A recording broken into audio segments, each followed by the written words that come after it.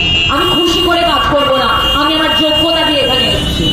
দিবি না কাজ তো না, সালা দিবি না, আমি মাথা নোয়াবো না, আমি হাওয়াই যদি মানে চাটবো না, আমি এইসব শীল ঘোষ চ্যাটার্জি মুখার্জিদের খুশি করে চলবো না। বোকা বোকা চোখ বলবে হ্যাঁ হ্যাঁ হ্যাঁ হ্যাঁ, হাসবো না, আমার হাসি পাচ্ছে না তোমার বোকা চোখে। সো এগুলো না ভেতরে আমাদের সবার মধ্যে আছেন। কিসের লোভ, কিসের এত টাকা, কিসের এত ফ্ল্যাট, কিসের এত গাড়ি, কিসের এত বাড়ি, এত লোভ কেন? চলে যাবো তো সেট করে একদিন। কে কে ভোগ করবে এই এত কিছু? যতটুকু প্রয়োজন ততটুকু হাতে থাকি না, এক্সট্রার জন্য এক্সট্রা কিছু করার দরকার নেই। কিন্তু যেগুলো অন্যায় দেখছি না সেগুলো বলবো।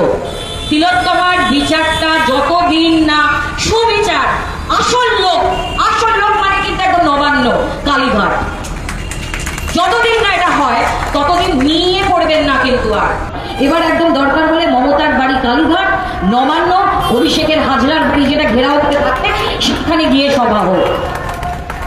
এরা ধূর্ত, এরা শয়তান, এরা যে কি মানে আমি আপনি বুঝবো না, কারণ আমাদের ওই রেডারে করে না ওই চিন্তা ভাবনা।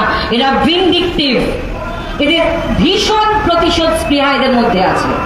এরা মার্ক করে, সুলেখাই বলেছে তো আচ্ছা, অমুকেই বলেছে তো আচ্ছা।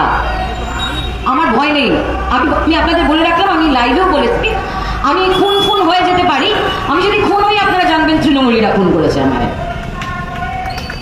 সুতরাং এই মানুষের মধ্যে রাগটা চাগার আরো যেন ফুয়েল কাপ হয়, যতদিন যেন সত্যিকারের বিচার না হয়।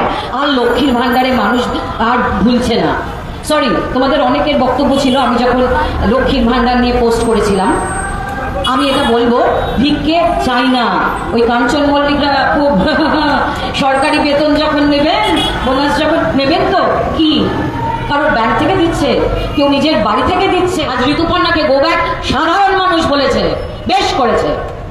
তখন সবাই মিলে নানা অন্যায় হলো, ছি একটা চোর, রেশন কাণ্ড দুর্নীতি, রোজভ্যালি কাণ্ডের দুর্নীতি। আপনার আমার বাড়িতে ইডি যায়? আমি খুশি করে কাজ করব না, আমি আমার যোগ্যতা দিয়ে এখানে এসেছি। দিবি না কাজ তো না, সালা দিবি না, আমি মাথা নোয়াবো না, আমি হাওয়াই যদি মানে